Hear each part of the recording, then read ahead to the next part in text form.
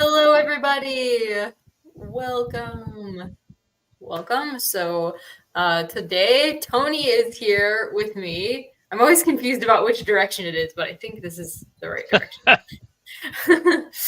um, we're going to be reading History of the Russian Revolution, and I'm just going to finish up my makeup while we're talking.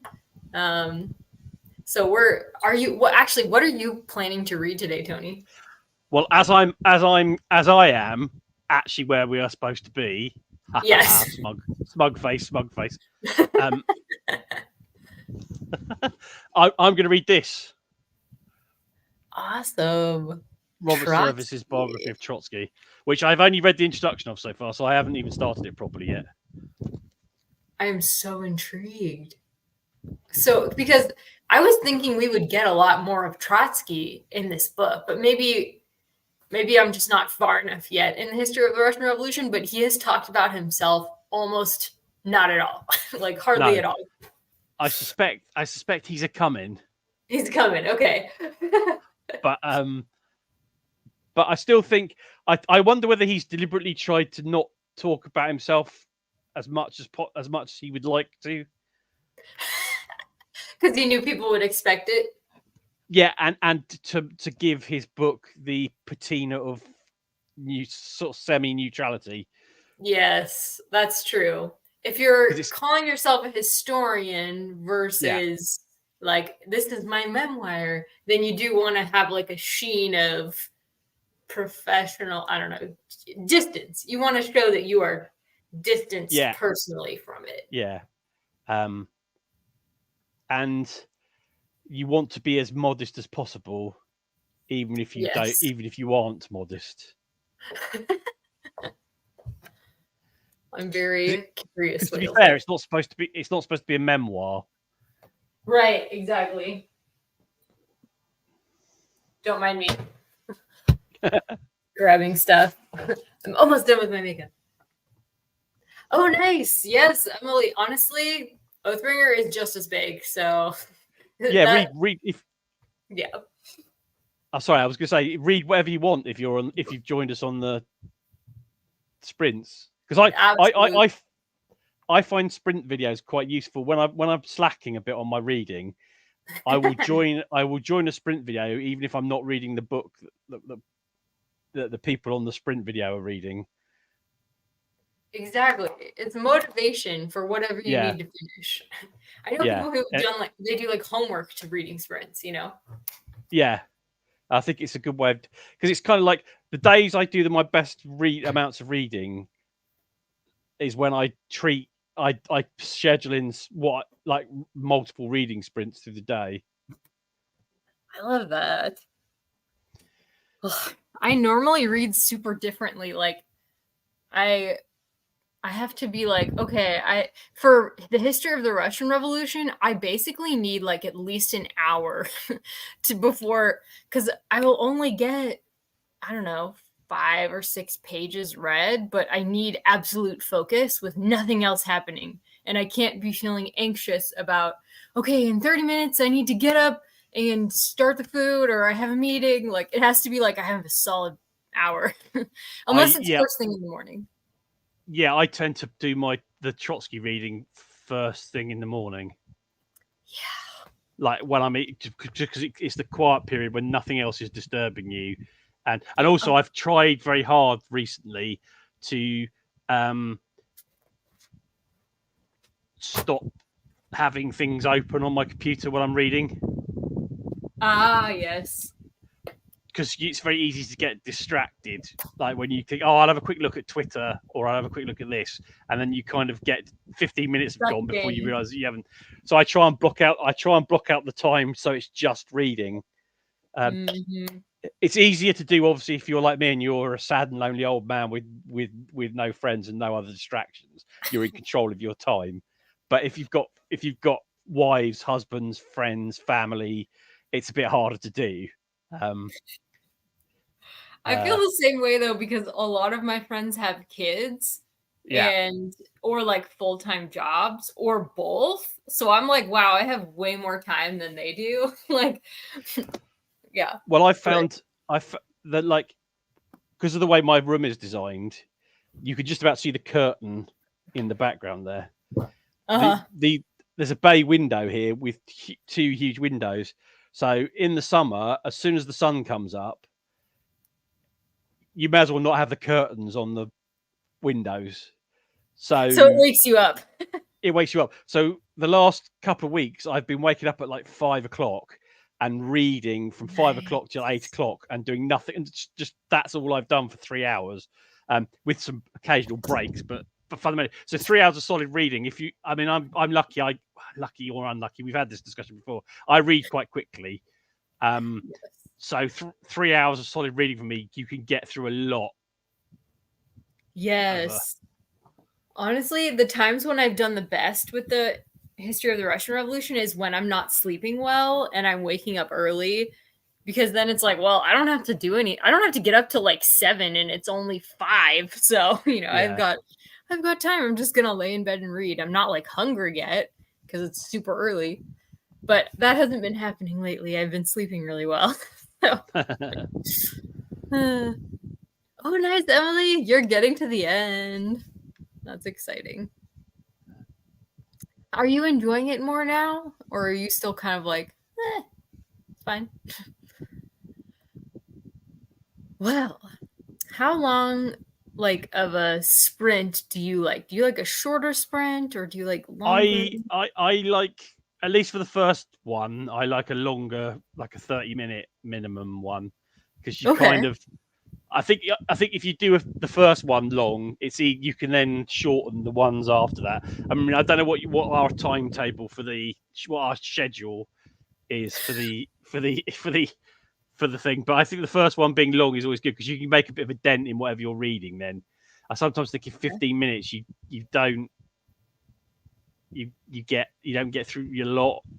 So yeah, same. I agree. I like longer sprints all the time, but then we have it going on for 3 hours and, it gets a little bit lengthy. So, I agree. Let's start off with a long one just to get going. I've got my things ready. I've got a cup ready to. I'm going to put the sound you're about to hear. If you hear it, you might not hear it. Is my kettle boiling? Okay. I have tea. To be fair, I have chocolate. Cozy. And I have a large chunky book. Oh, that sounds perfect. Actually, I've got to get a notepad for Trotsky because I haven't got one. I need one. I've got a little notepad just I bought these because this one has got this is my sort of general reading multiple books sort of novels one, which is what I've read this week. Notes from things, and I'd like to get a fresh one for a bigger book. I'll probably need more than one for that, possibly. I don't know. And I've worked out recently that I like writing them longhand because I've been doing Trotsky as a type, like highlighting it on the Kindle version and then cutting and pasting it into a Word document. And although that's good, then going over the Word document and highlighting the most important bits. But I find when you long right hand write it, I think it works better for me. Maybe it's because I'm old. And no, I agree. When you handwrite something, I feel like it gets in your head better and you remember it better, for sure. Yeah, that makes sense. It helps you kind of process through it because you have to go slower. I felt the same way when I was writing a lot of stories. At least, I don't know. It just depended on what part of the process I was in. Well, also it stops me from, as I said before, I've talked to you about how I think I don't read deeply enough because I'm reading fast, and having to hand write down the notes makes you slow down a bit. I'm trying to cut down highlight, like with Trotsky. I think I've highlighted too much. I've because I'm not writing it down. I'm highlighting lots of stuff. Whereas if I write it down by hand, I'm only going to pick the really key stuff. And I think that might be a better way forward. I'm trying to look because I've got this idea. I've got a couple of reading projects. I've got an idea to do as in-depth reading projects. They're going to take a while to do. I want to sort of learn how to read a bit better than quality-wise than I do. I mean, it goes in somewhere. We've had this discussion before. It's hidden here somewhere. Mm. But I sometimes feel like about 6 months after I've read a book, I go, "What was that book about?" Yeah. I Trying to can't remember really. it. I can't, but I can when somebody asks you, somebody says to you, "What was that book about?" You can go, "Well, actually, it was this, and this." And actually, once you start talking about it, you remember what. Because I think I think better talking, Mm. Mm-hmm. which is annoying for everybody that knows me. My husband's the same way though. He thinks on his feet, and I'm just like, I need to journal it out. Thinking Yeah, on my so feet once I doesn't start, work for me. because once I start talking, it sort of seems to trigger the thoughts into my brain to my mouth, and it sort of kind of works better that way. So I think I think better when I'm talking, Mm. which is, as I said, irritating for people that know me. But I think it works well. I think on a live and when you're with somebody who doesn't necessarily think that way. I think no, it's good. Everybody's different. say hello to my little kettle. Yes, perfect. Oh, electric kettle. See, that's something I learned not that long ago that like everybody has electric kettles in the UK. And Yes. because we didn't that's like just catching on in America. Well, We I think from what I've read, one of the slight problems is that there's a difference in. Now, I don't understand the technicalities of this, but the electrics in British houses and American houses works on a slightly different level, and it takes longer to boil the water in a kettle in an American house than it does in a British house because as I said, I don't understand how it works, but fundamentally, something is stronger in a British house than in an American house. And so therefore it takes a bit longer to boil a kettle in an American house. So they're not quite as automatic because this takes 2 minutes to boil full up. Maybe a little bit more than that. I think it takes longer. That's how I understand it, which is why they haven't really caught on in the States because they aren't as quite as time saving a device in the States. Interesting. But I could be Wow. wrong. I mean, I don't know because I don't know anybody in America that's got a kettle. I mean, it shocked me when I first found out that Americans didn't have kettles.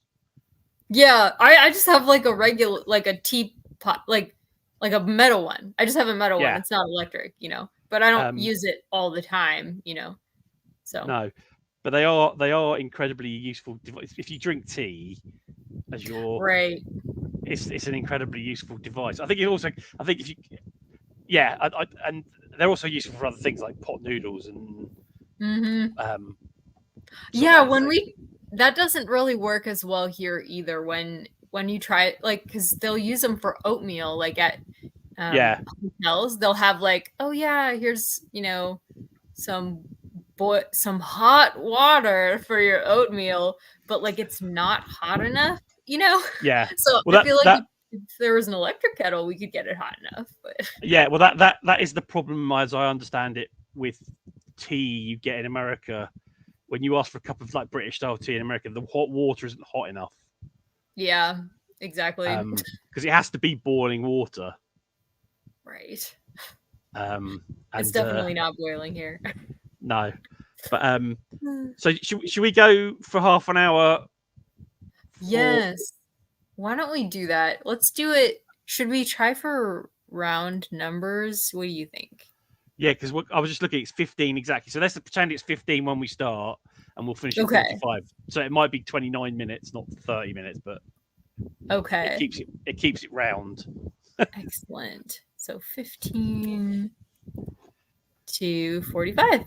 That will be perfect. All right. And then we will address your comments when we get back, Emily. All right. Let's do it. All right, let's go.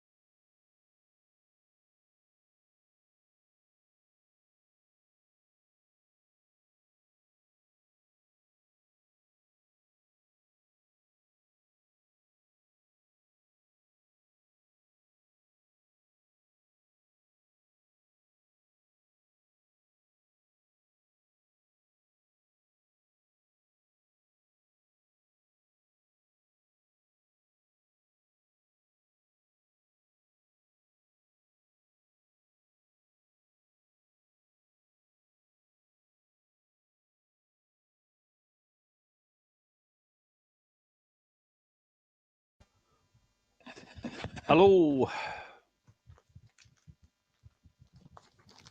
Hello. How did you do?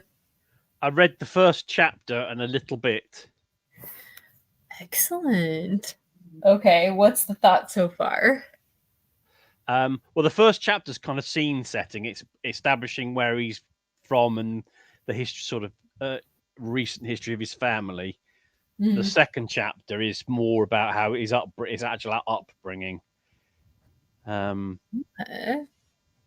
He's from Kherson in the Ukraine. He's from Kherson in the Ukraine.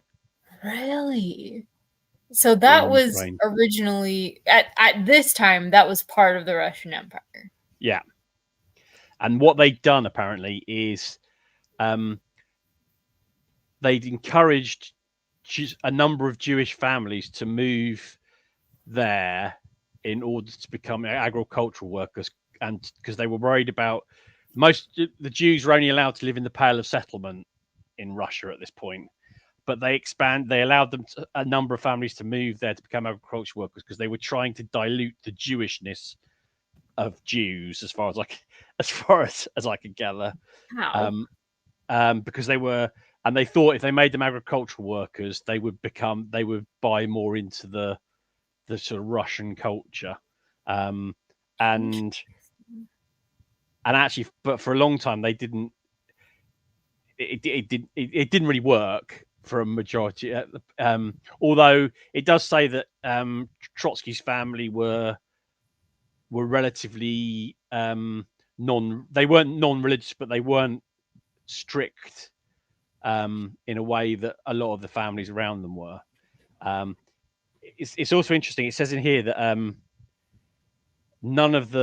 it was basically traditionally the children of the people stayed there and were farmers for but none of Trotsky's brothers and sisters stayed on the farm. They all got educated. Interesting. And left. That's something that I just read. Hannah Coulter by Wendell Berry, and he talks about that progression as well, where it's like they were hoping that one of the kids would want to stay and take over the farm, but they all went to college and they didn't want to come back to the farm and work the farm.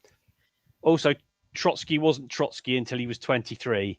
His name was, and I don't know if I'm going to pronounce this right, it's spelled Leiba Bronstein. So it's probably Levi. A lot more Jewish than and he changed it when he was 23 to Trotsky. Wow, that's fascinating because Stalin changed his name too from his original birth name. I've been listening to this podcast from Here's Where It Gets Interesting, which is put out by Sharon Says So on Instagram. I like her. She's like America's government teacher. That's what she calls herself. But she does history podcasts, and she's doing one on Stalin right now. And she was talking about how he also was born in an area that is now no longer part of Russia, but at the time was part of the empire. And he had a different name. And he actually changed his name several times because he was trying to disassociate himself from different portions of his past. So it's like, wow, the leaders are really interesting people. The other interesting thing is his family were they weren't rich in the same way that Lenin's family were wealthy, but they were reasonably well off. They were a successful farming family, which is why they could afford to go and get educated. Sorry, Kev just handed me my pills. Apparently, I forgot to take them. Whoops. Oh, don't do that. Don't take my pills. Exciting stuff over here at the Lewis household. Yes, they were reasonably well. They were reasonably well off and they could afford to get their children educated. Apparently, his dad couldn't read or write. Wow. Which was relatively unusual for at that time. Even it was so unusual. Well, for Jewish families at that time, apparently. True. Jewish And also, they families. mostly apparently they also spoke mostly Ukrainian. Well, it's interesting. They spoke something that apparently was known then as jargon, which is apparently kind of a Ukrainian Russian dialect. Mm. Most of the Jewish families in that area spoke Yiddish, and then spoke more other languages as needed. But apparently, they had a lot of Ukrainian workers, so they spoke mostly that jargon. It's so interesting. Jewish can encompass a lot. Like the term Jewish can encompass so many different identities. It's really interesting. Different languages. It's really quite a multinational group. Yeah, so it was quite but yeah, it's quite interesting in setting it all up, and we're just on his upbringing. Apparently he was scared of snakes. Wow, this is really interesting. Thank you for supplementing the reading with related works. It's fascinating. But yeah, I've just got about 3 pages into the second. The chapters are all relatively short, but they're all like so they're but and I suspect they'll get longer as we get nearer to the actual sort of important historical stuff, because we're still sort of doing the how he became a revolutionary and like his background before he started getting involved in revolutionary politics. The start of the first chapter has sort of lays out a bit more about what Service is trying to do with the book, I think, and to sort of to he basically says Trotsky was either dishonest or avoided some truths because of the nature of the story he was telling as a revolutionary and as a Marxist. And that what Service is trying to do is undo some of that version of events to make it a bit more accurate. He's not saying everything's wrong, but he's just saying that some of it is. And other biographers have like taken Trotsky's at his word and not really investigated how true what Trotsky says is or is not. Wow. That's really, really interesting. They all have secrets in their backgrounds. I'm very excited to learn. I find it funny how many of them are posh. Yeah. or not necessarily posh, not British posh. Well, Lenin was probably British posh, but reasonably well off. I mean, I don't think Stalin was. I think Stalin was quite relatively poor. But Trotsky and Lenin were both reasonably like well, as I said, Lenin was a nobleman, effectively, a minor nobleman, but nobleman. And Trotsky was a well-off son of a well-off farmer. So yeah, that's something I really want. I almost added questions about that to our like question document for like our live show today. Like I was like, I want to talk about why the revolution kept handing power to people that I guess weren't peasants or workers or soldiers. They were like you said, kind of posh people, but I really want to wait until I get to I want to at least get to where Stalin's in power first, because before we talk about that really in depth, because he is obviously he's different from a lot of them.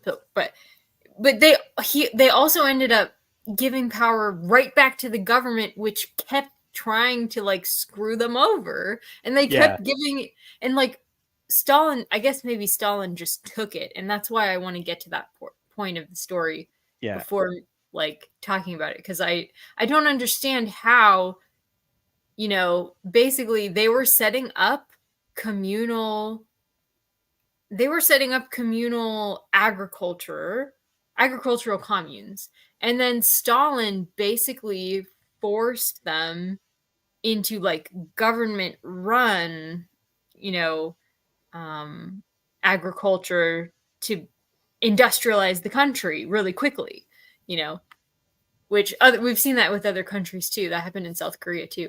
But it's like, did they give him, okay, yes, Stalin, take control with the government and just do it for us? Did they tell him to do that, or did he just be like, this is the program, this is what we're doing, whether you want it or not? Yeah, to me, I think I think he put himself in a position where he had the authority to do what he wanted. Yeah, I'm kind of wonder. Yeah, I guess we'll have to. I don't know that much about the. I mean, Lenin did too, but from what I remember and what I understand, Lenin stopped short of just pushing things through when it was clear they were having a negative effect. Eventually, it took him a while, but eventually, whereas I think Stalin put through farm collectivization of farms, even though millions of people starved to death in the Ukraine. I keep saying the Ukraine, it should be Ukraine. In Ukraine, in the Holodomor. So you kind of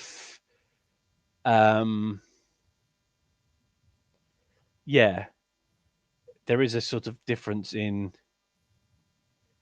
a slight difference. I mean, I don't think, as I've said before, I don't think Lenin, Stalin, or Trotsky were. I think, under any of them, a lot of people would have died. Whether under a longer run of Lenin or a longer a run of Trotsky, they would have been as many as Stalin. I don't know, but I don't think any of them would have. They all would have had secret police. They all would have sent people to Siberia. But then the Tsars did that as well, because that was the traditional Russian. Yeah, it's almost like whoever's in charge, the poor Russian people get screwed. It's rough. They've never really had. Yeah, go ahead. They've never really had any proper democracy. Yeah, it doesn't seem like it. Because you overthrow the Tsar, you get the sort of get a brief period of democracy with the temporary government, but they get overthrown by the Bolsheviks. You then get the Soviet Union from 1917 to 1990 something. You get democracy in inverted commas in the 1990s, but that becomes an oligarchy run by gangsters and thieves, basically. That becomes Putin, who, even though there are elections, they don't really mean a lot. So there's never been like a long period of democratic government. Right. Now, I don't know whether that's. I mean, you can argue, because people always forget. Like, you can argue that Britain's proper democracy doesn't start until.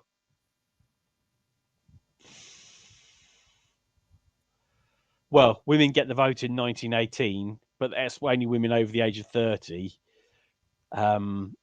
So I don't know where, I can't remember when the act comes in that gives everybody over the age of 21 the vote, but it's not until the 1920s or 30s, I don't think. So what you've got before that is a sort of democracy.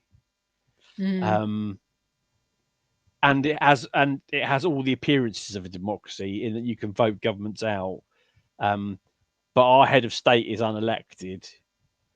One of our two houses of parliament is unelected. Interesting. And has bishops in it. Who can vote. We're having this conversation right now in America too, because like the popular vote doesn't, it's interesting, but doesn't mean a lot. Not really. Yeah. So yeah, Yeah, go ahead. I find it insane that presidential elections in the United States aren't purely on popular vote.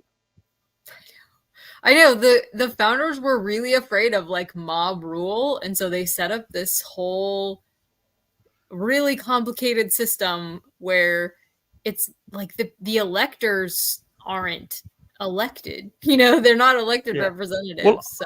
I can kind of understand the purpose of the electoral college when there are where it's obvious that some states have larger populations, and therefore to stop one set of states dominating another set of states, you have this weird electoral college. But Yes. once you have 50 states and it's across the whole continent, the electoral college is baffling to me at this point.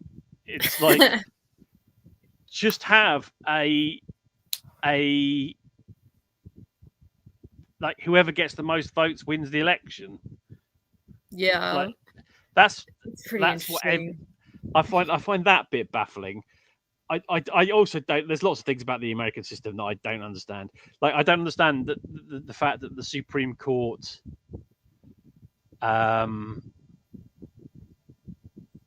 Supreme Court appoints people for life, and there is no way if the Supreme Court makes a decision, that's it. Nothing. You can't. What do you do if you like don't agree? You can't do anything. So the Supreme Court effectively is the government of the United States because it decides what's law and what's not law. But you can't get rid of anybody. Nobody on the Supreme Court is elected. You can't get rid of them once they're appointed, unless you you can what's the word? You can impeach them, but you can impeach them. Yeah. I was recently listening because this is also big news right now in America.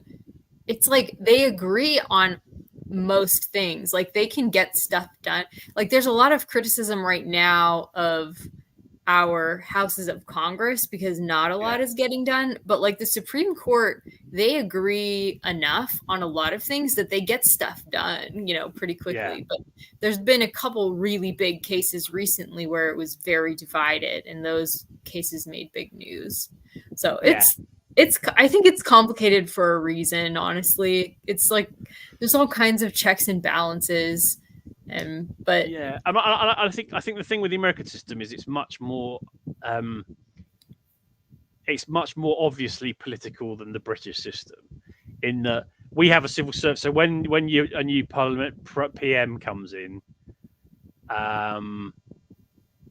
you don't replace people you don't replace the ambassadors because the ambassadors are all civil servants.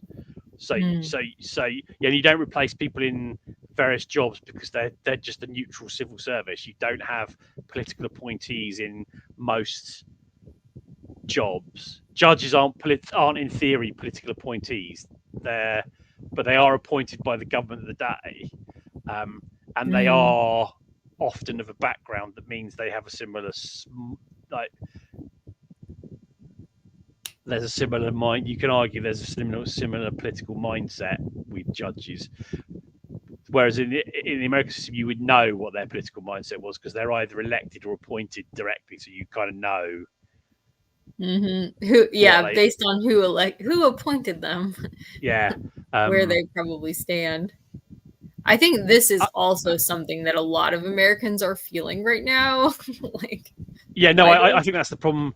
That's the problem with the British system as well, is that there are two big parties. I mean, at the moment, it's a bit more wobbly in that there are two big parties, a decent-sized third party, but the party that's in power has such a large majority, it doesn't really matter. Some kind of proportional representation would be the fairer way to do it. But I don't know whether it'll ever bring. It's one of those things. Like a party that wins a massive majority in a first past the post election is not going to rush to change the electoral system in a way that isn't to their benefit.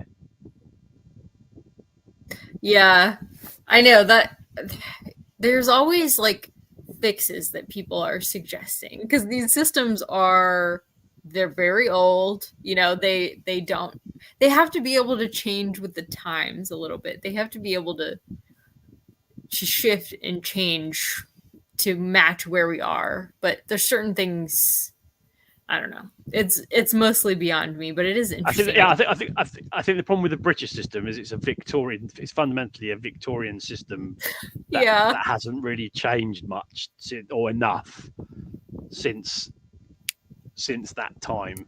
There's been tweaks and things, but British prime ministers can still use what they call Henry VIII powers to push through stuff if they want to, without much parliamentary oversight, because they can use monarchical powers in a way that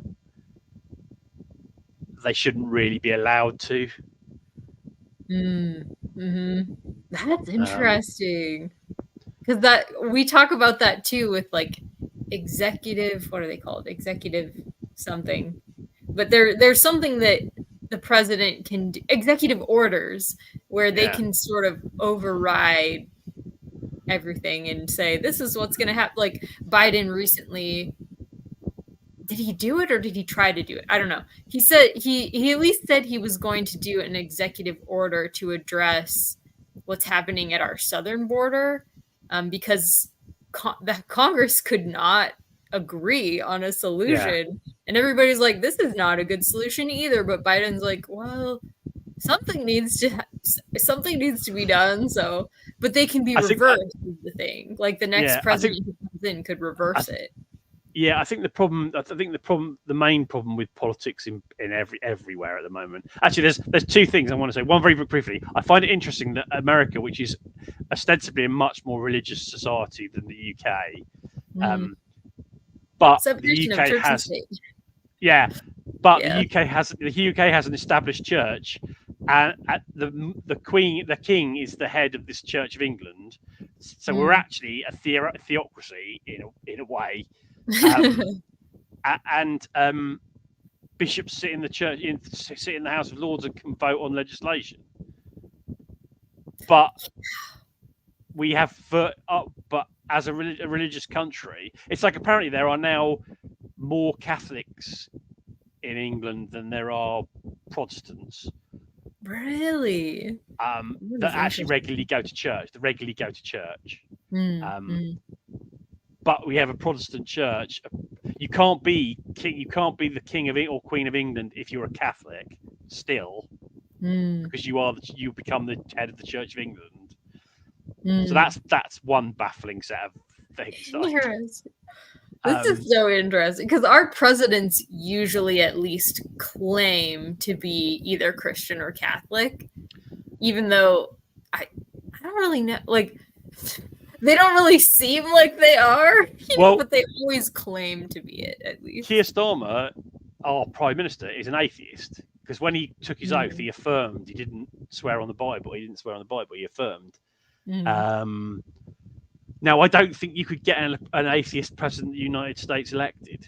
I could be wrong about that, but I don't think it's possible. Like an out atheist, rather than somebody paying lip service to that really is an atheist but pretends to care, a bit like who's Trump, honest about it. A bit like Trump, in my opinion, who I don't think cares about Christianity, church at all. Yeah, I don't get that vibe from him either. No, but plays to that thing, because he knows if he came out and said, "Oh, I don't believe in God, I don't care."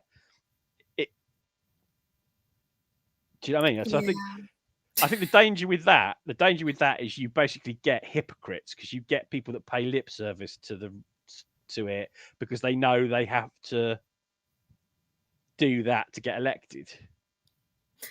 Yeah, I think the American people, we have all, I mean, there are probably some people who believe every word that comes out of Trump's mouth or whatever, but most people in the US are like, all politicians are liars and narcissists. So I guess attacking one or another with saying, "Oh, but he lied. I saw it. He lied in the debate." Everybody's like, "Yeah, they both lied. They both lied a lot, Yeah. But it's obviously one is obviously lying a lot more. But if they all lie, I think that's the problem with modern politics. Those politicians are everybody thinks all politicians are the same, which undermines democracy, because it's easy then for people for con artists and that. This is probably true. I do know people like this, where if he says the election is rigged, the election is definitely rigged. If he said the sky is orange, the sky is orange. Yeah, the thing I don't understand about Trump is, like, I've worked in sales my whole life, and he's so obviously a very bad liar. And I don't understand why people can't see through it. Like, Biden is a better liar than Trump, but somehow Trump is more convincing to people than. And also, Trump is another one. There's politicians all over the world that do this, but Trump and Farage in England are classic examples of this. They talk about themselves as being outside the system and being outsiders, but they're both rich business people. Like, they're both, like, Farage went to Eton. Trump's parents were incredibly wealthy and bunged him a load of cash to start his. But everybody seems to treat them like they're working class heroes. I find that baffling. Politics, it's a mess. Hang on, we should stop. You should stop me now, because I will rant like this for about 4 days. Oh, you're fine. I'm just reporting somebody. Oh no. Okay. Yeah, because I can't see the comments, so only you can see the comments. There we go. Oh yeah, I'm glad. Yeah, don't look at the comments right now. Okay, cool. I think you can put someone in. You can put someone in timeout. I'm gonna do that. You can. You're in timeout, sir or ma'am. Oh, I know, right? Oh my gosh. It feels like the world's gonna end a little bit. That's why you just have to disconnect from politics sometimes. It's just like, can't handle it, need a break. Yeah. There's definitely an element of that. Anyways, okay, let's see. There was way back here. Emily said she read 5 pages of Oathbringer. Yay! Well done, Emily. And John was here. I don't know if he's still here, but hi, John. It's nice to see you. I hope your mom's. Oh, did you say? Well, anyways, I hope that you're doing okay. Let's see. So I read 1 page of History of the Russian Revolution, and then I was having some pain, and so I decided to do some stretches, and that really helped. So I listened to an audiobook while I was stretching, and then it was time to come back. So, but that's just my pace with this book, because I'm taking notes and I'm a slow reader. I have to read everything like 2 or 3 times, so it's just how it goes. Yeah, I think I find with some nonfiction, you really have to. It is a very slow reading process. That the Trotsky biography is fairly kind of straight. It's fairly straightforward nonfiction. It's not got what's the word I'm looking? It's not very thick. That's the word they always use in literature, like thick. It's quite straightforward. Like, this is what happened. There's no, so it's quite it's quite a relatively straightforward non-fiction read. But you still read it slower than you would do like a bog standard novel, because you can't. You're still having to pay attention. You still have to go back over bits of it. Yeah. I feel like there's so much information packed into it. There's not. In the beginning, there were some chapters where I could read like really quickly, but I think I'm just not that familiar with all of the information he's sharing. So I have to pay really close attention. Otherwise, it won't like really compute what he's saying. I don't know if it's the language he's using, which I think the language is very like exact, which I appreciate. When I can get it through my head what he's saying, it's like very clear, but it's definitely not like. It's not. I guess a lot of nonfiction that I read is written by journalists who are like, I'm going to prioritize readability. And that is not what's being prioritized here. Being prioritized is, let's be very exact and it's just very in depth. So yeah, I think that's the.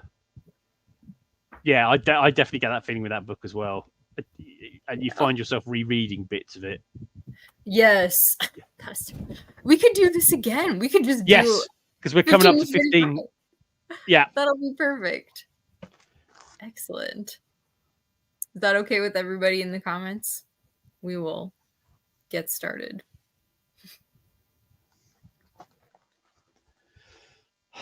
Right, where was I?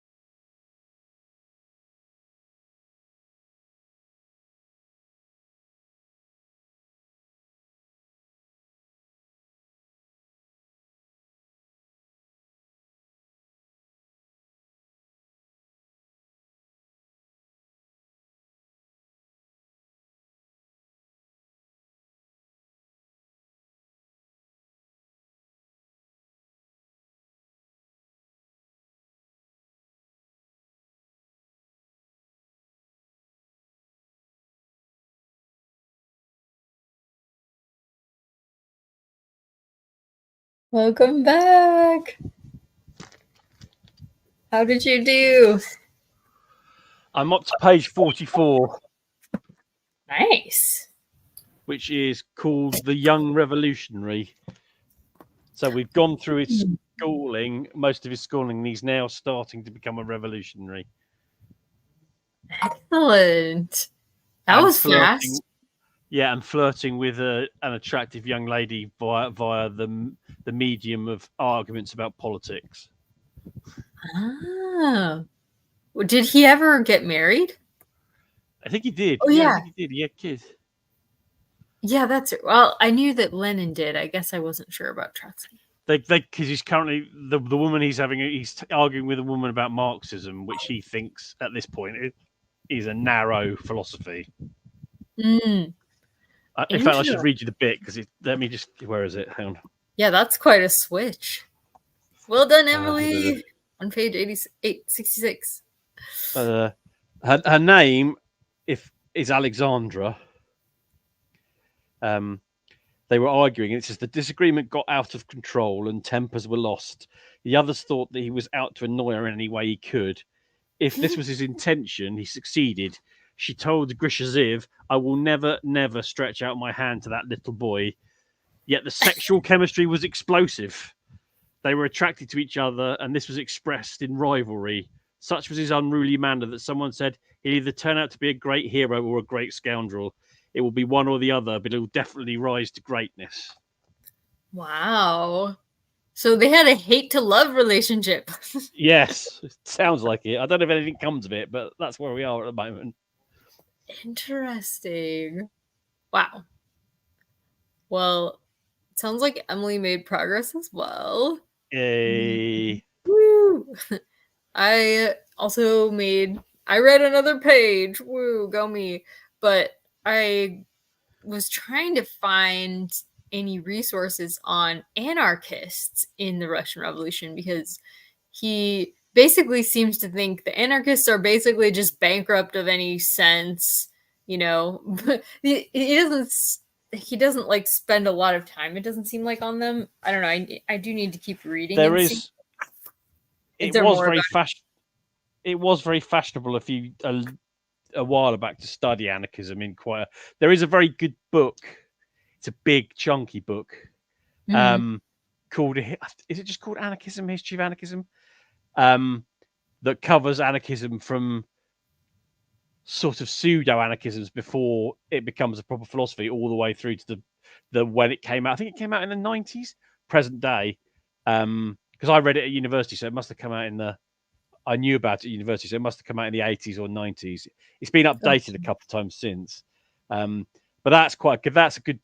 It's a very big, chunky book, but it's a very good introduction to the whole concept of anarchism. And I'm curious what anarchists wanted from the Russian Revolution, because he basically is like, oh yeah, they were the only people who were, protesting against the Bolsheviks at this point, which is interesting.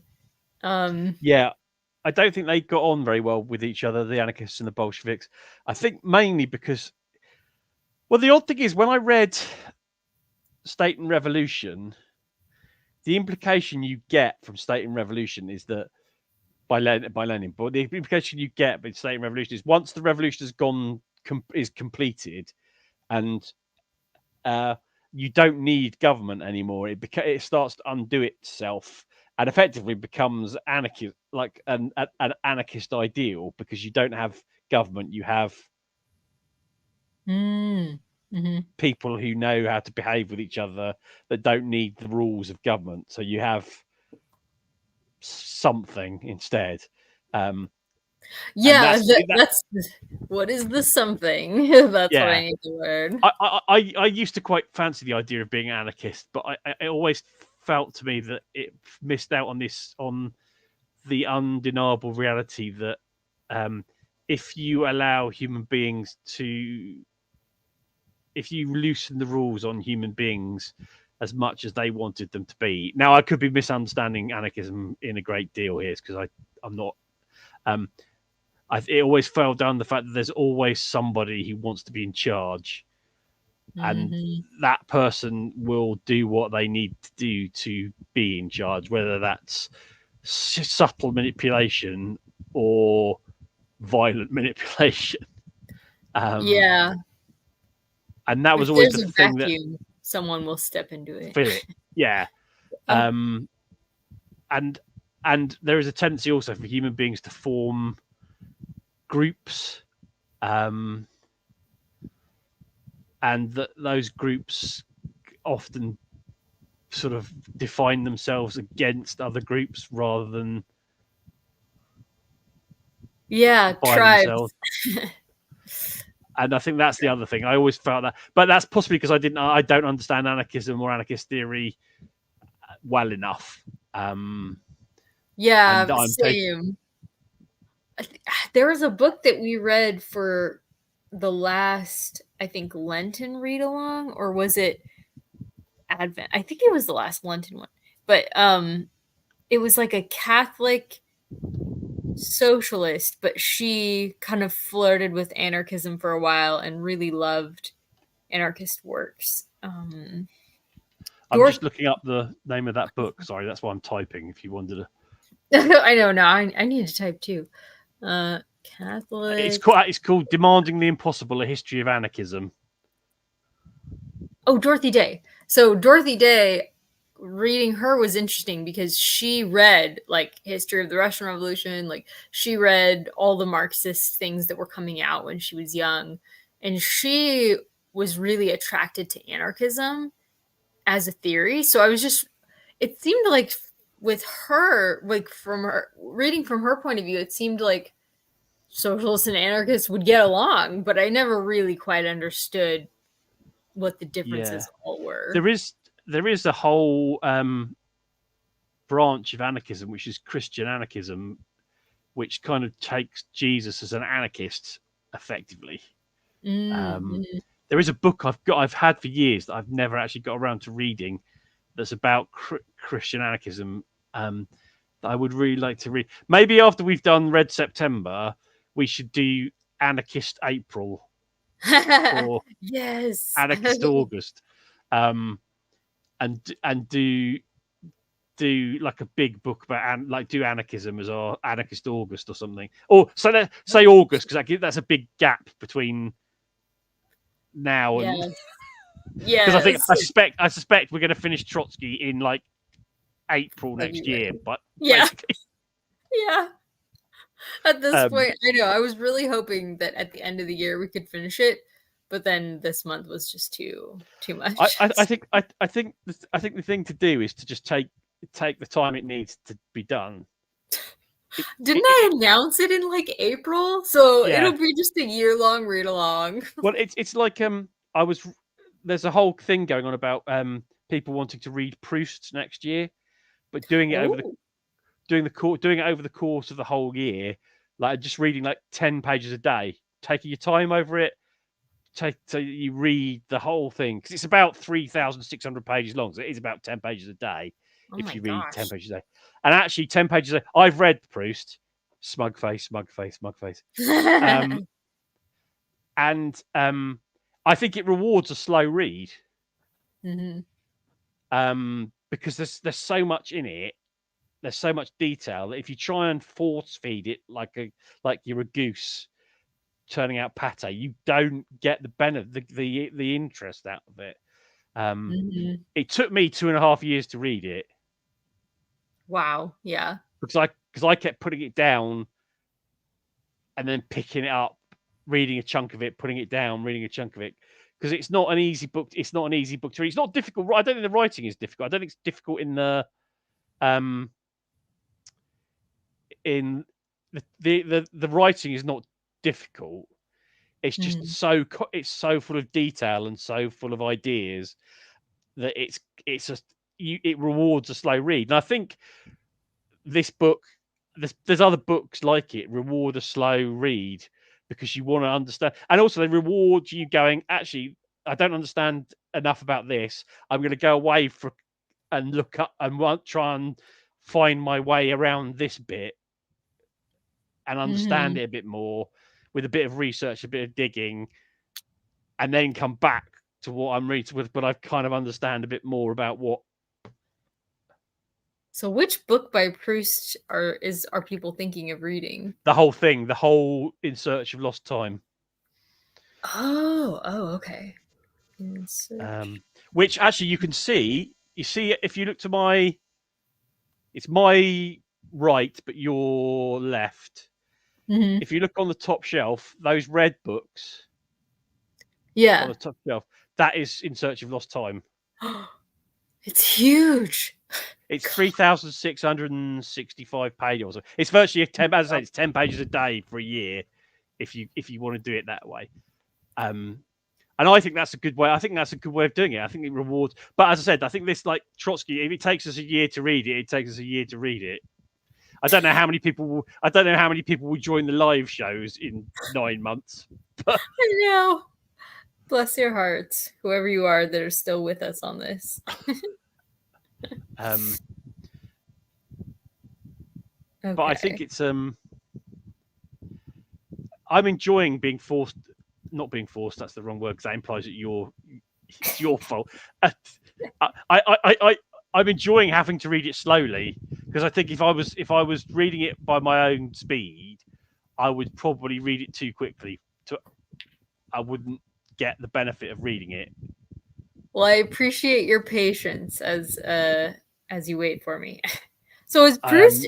It's like there's like one thing Proust published, and it's 3,000 pages long, and there's not really much else that he wrote. There's some little thing. There are some other little things, but that is the thing that he is best known for, and the only thing he. I think even a chunk of that came out after he died because he died quite young. Oh goodness! It's okay. It's 6 volumes in the version. 6. Yeah, 6 volumes in the edition that I've got. Well, that's crazy. I didn't realize that was it. If you want to read Proust, read 6,000. Also, there's a great book. Actually, I'm going to show you this because it's a lovely book. There is a book somebody published. I actually found it really useful as well when I was reading. There's a book called Paintings in Proust because there's a lot of art in Proust, and it has basically every time he mentions the painting. Cool. It has. Or an art, it has the painting, and you can and the extract from the book about the painting. Oh, cool! Wow! And it's a beautiful book as well. It's actually one of my favorite books that I own in terms of like prettiness. Yeah. Dang. I need to see if Jenny read that because she was really into art too. So I'm super curious. But yeah, so there's a tiny bit of me that might reread it next year at 10 pages a day, but I don't know. It's 5 years since I finished it, and I don't know whether I have the capacity to do it again. It's an odd book because it's an amazing book. Some of the writing is some of the most beautiful writing I've ever read, especially about art and about flowers and about memory and about grief, and he writes about jealousy. But there are points when, because it looks like there are points when there's like page after page after page with virtually no paragraph. It's like solid text for like page after page after page, and you do find yourself sometimes going, "Oh, can we just take a breath?" but I think as a whole thing, it is absolutely worth reading. I think it's one of the great, and the way you can't really explain why, but the way it sort of pulls itself together at the end is an astonishing piece of kind of about. It's not a spoiler because it's not really there's no events really. It's just about the fact that the value of art and writing, and as a way of remembering people and remembering eras. It's just such a beautiful book. And as I said, some of the writing he writes brilliantly about art. He writes brilliantly about.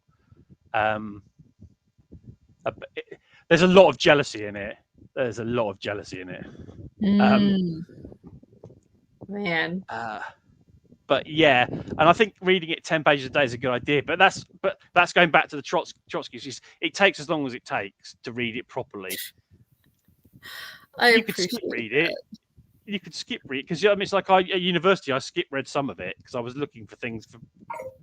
Yeah, you have to learn how to do that to get through university, but in general, that's not how I like to read.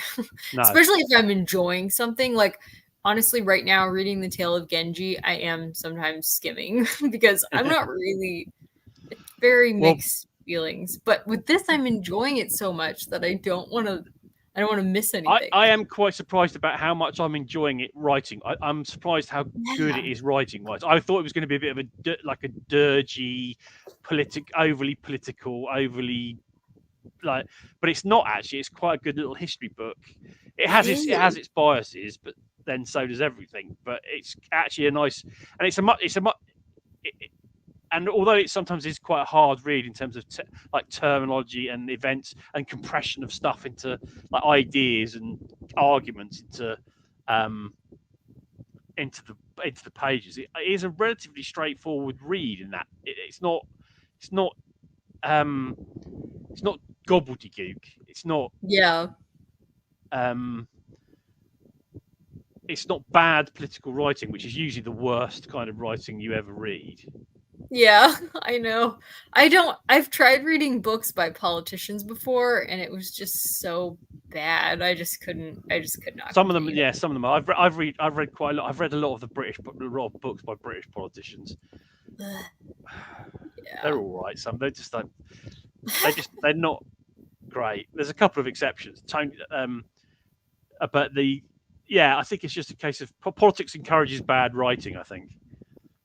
Yeah, well, they're just so used to blustering their way through stuff that when it's written on the page, it's like, I can't remember the exact quote, but I think Orwell. There's a quote from George Orwell about political writing, which basically sums up it in the best way possible. And I think it ends with something. It ends with something like it's designed to give the quality to give solidity to something that's just pure wind. Yeah. It doesn't quite end like that. I'm half remembering it, but it's a very good description of political writing. And although Trotsky's a politician and he is kind of trying to explain something he was involved in, I think he doesn't. That doesn't affect the quality of the writing. Yeah, I feel like he is obviously he was a good speaker, but he is also separately a good writer, which they're two different skills, honestly. So yeah. But anyways, do you want to do another sprint, or should we sign off for today? It's up to you because my time is it's 8:00 here. So you're doing okay. Yeah, it's not like I'm doing anything exciting. If we drop off in fact, I'll probably just read something else. Okay. Well, so it's up to you. I'm kind of thinking of ending it because it's almost lunchtime here. Yeah. So and we have to go shopping. We've done a solid hour's reading. Yeah. And lots of talking too, which is the other really fun thing. An hour of each. I feel like we're balanced. yeah. I think we've done. I think we've done. And also, I suspect that if anybody's still watching, I suspect they. Yes, poor Emily's probably like, okay, see you later. We appreciate. I think sometimes you just have to do these things for your own. As I said, I think best when I talk. So I find this I wish I could do this with every book I read. I know. Talk to somebody about it, and then you kind of you can smash it through your brain while you're talking about it. I know. I feel sometimes it's like, oh, talking about it, like even just hearing about the books you're reading, like together with it is really helpful for me. It adds extra context that if I was just reading this alone, I wouldn't be able to have. So and also you wouldn't people see things in books that you don't see, so sometimes they pick up on a point you miss.